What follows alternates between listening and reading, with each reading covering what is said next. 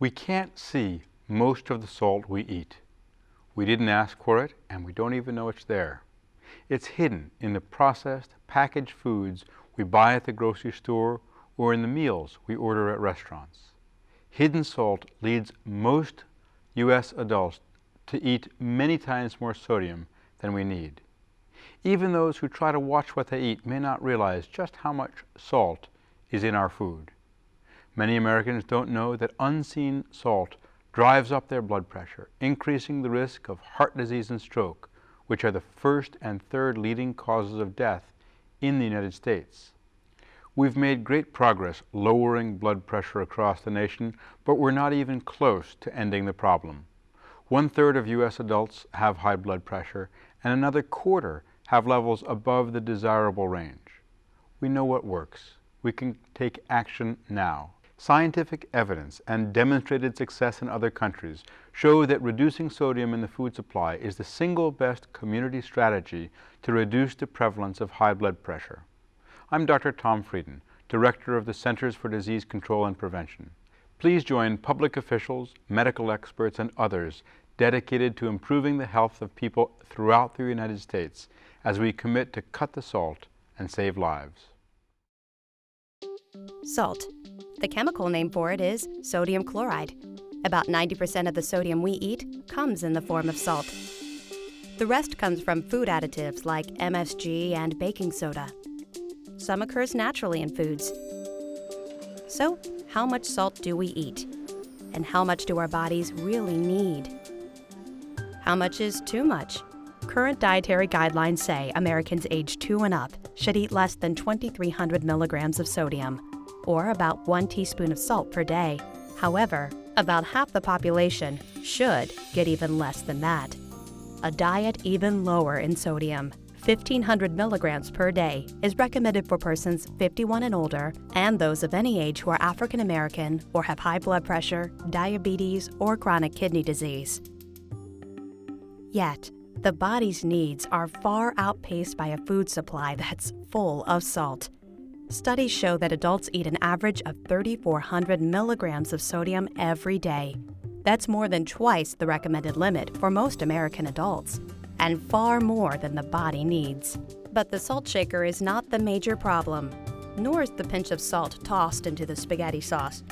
The overwhelming majority of the salt we eat, about 3/4 of it, is already in foods we buy from grocery stores and restaurants. 12% occurs naturally in fruits, vegetables, and whole grains.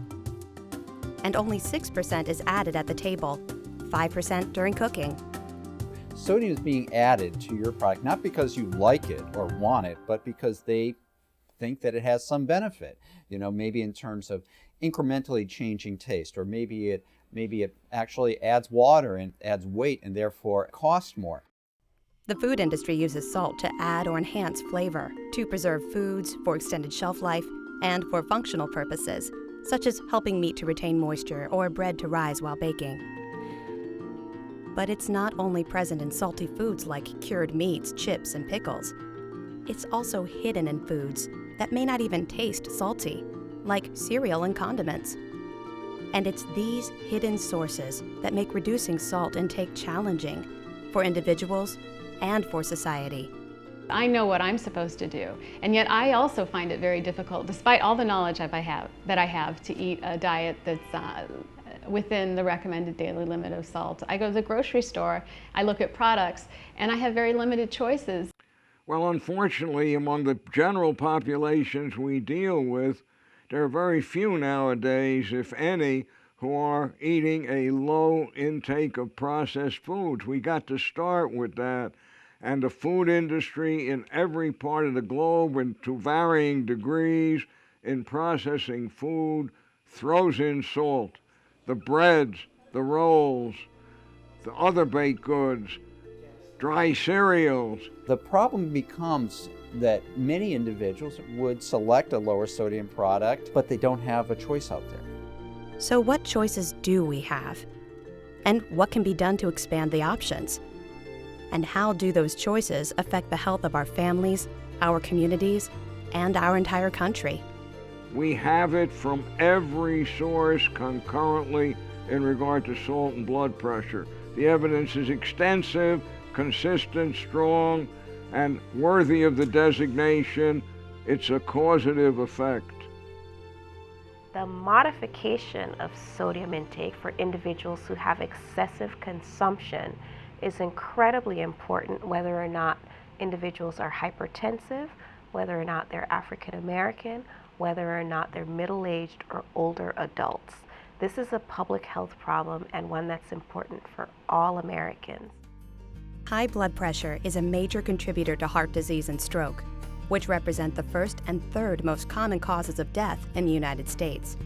Once present, high blood pressure can become a lifelong problem for individuals and for society. Nearly 1 in 3 U.S. adults has high blood pressure. Almost 1/5 of adults with high blood pressure are unaware that they have it. Less than half of adults with high blood pressure have it under control. The tremendous burden of high blood pressure, hardened arteries, heart attack, heart failure, and even blindness is accompanied by an alarming economic toll. According to recent estimates, U.S. costs for heart disease and stroke, to which high blood pressure is a major contributor, were an estimated $444 billion in 2010. This includes spending on health care, lost productivity, death, and disability. Although the current statistics are sobering, they are not set in stone, and it's incumbent upon us not to settle for the status quo. We need a revitalized and aggressive strategy to address sodium and its role in high blood pressure. More than 50 studies from around the world have shown that as sodium intake rises, blood pressure rises as well. These investigations include epidemiological and clinical evidence of the link between salt and heart disease. The good news is that a wide body of published studies also points to the opposite effect, that is, the benefit of lowering sodium intake and its positive impact on blood pressure and prevention of heart disease and stroke. For example, even people with blood pressure in the normal range benefit from reducing high salt intake, because your risk for heart disease and stroke increases as blood pressure increases, even if you don't have high blood pressure. Overall, for most adults, reducing the amount of sodium in the diet to at or below currently recommended limits is projected to reduce the prevalence of high blood pressure by as much as a quarter, and in turn, save tens of thousands of U.S. lives annually. How can tens of thousands of lives be saved? What are the choices that individuals and society can make? As individuals, we can try to read labels, we can try to refrain from picking up the salt shaker, and we can try to order carefully at restaurants. But the barriers remain numerous. Lower sodium choices such as fresh fruits and vegetables aren't always accessible. Reading food labels can sometimes be confusing. And packaging claims such as low sodium, reduced sodium, lightly salted, or no salt added are sometimes unclear.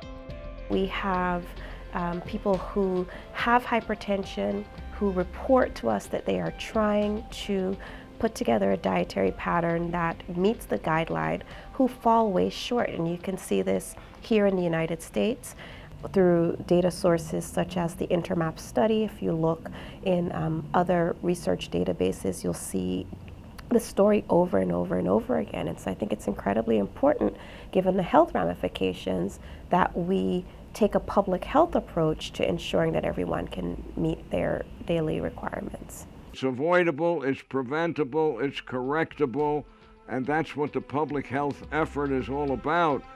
And the public health effort is underway. It's happening on local, national, and international levels. As we've seen, changing individual behavior is very hard, even among the most motivated. That's why improving the available choices remains part of the public health effort, along with education. We've seen that it can be done. Lessons from other countries reinforce that government and industry can work together to make salt reduction a successful public health strategy. For example, since 2003, the United Kingdom has encouraged food manufacturers to voluntarily work toward lowering sodium content to targets within specific food categories. The effort was also supported by national advertising campaigns to raise public awareness. This combined public-private effort led to a decline in sodium consumption by as much as 10%. In addition to the UK, France, Australia, Portugal, Finland, and Canada have each undertaken various sodium reduction efforts. We can make similar gains here in the United States, and we already have a head start. Some manufacturers vary the level of sodium in their foods based on the country in which it's produced, or where it will be sold. In fact, some identically named products have as little as half the sodium content, depending upon location. An initiative by the New York City Department of Health and Mental Hygiene to cut the salt is among the country's first and most visible efforts. In addition to working on public education and outreach with local restaurants, New York City has launched a coalition of health organizations and public agencies. So in New York City, in 2008, we launched the National Salt Reduction Initiative.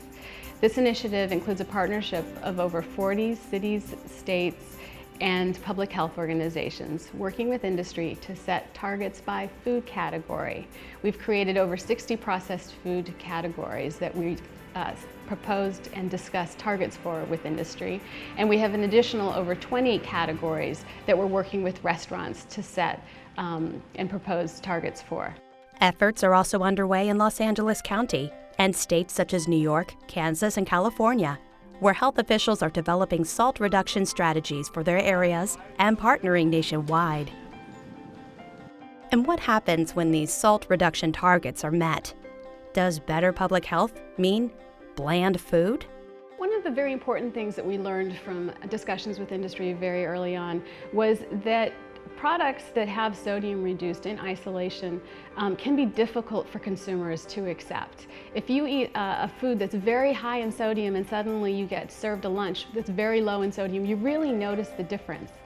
So the approach that we're using is one that gradually reduces sodium in a huge amount of foods in our food supply gradually over time. That way not one single product and not one single company stands out as an outlier as one that has too low salt or too high salt. If we reduce it over time, we all become accustomed to it and we prefer those sorts of diets. And so individuals will never lose their ability to choose how they put their meals together and how they enjoy foods, which we all know is an important part of our eating behaviors. So governmental efforts, again, to ensure that we all have the opportunity to eat well, particularly our subgroups that are struggling to be within the recommendations of less than 1,500 milligrams per day, is incredibly important. The pleasure of eating is a very important pleasure of civilized human beings. None of us who have any sense would think of interfering with that pleasure. That pleasure is fully enjoyable. You just re-educate your taste buds.